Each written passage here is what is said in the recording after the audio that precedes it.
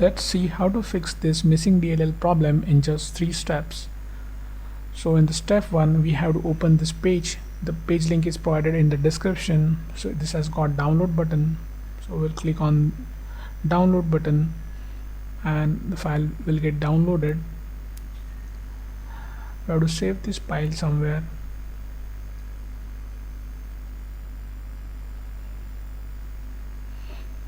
Now we'll open the file.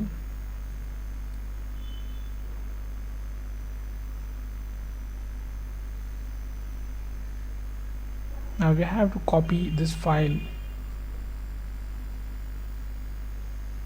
Right click on it and select copy. Then we'll move to the next step.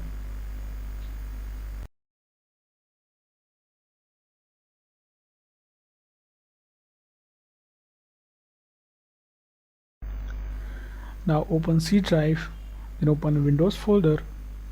Now scroll down in the directory. We have to open System32 folder here. Now right click in the blank space and select paste. Click continue to paste it. If you face access denied issue, then you can follow the screen to fix that. And the step 2 will register the DLL file we just copied. Now open task manager with an administrator access. Click file, select run new task, then click on browse button. Now open C drive again, open Windows folder, open System32 folder. Now in the list we have to select this file,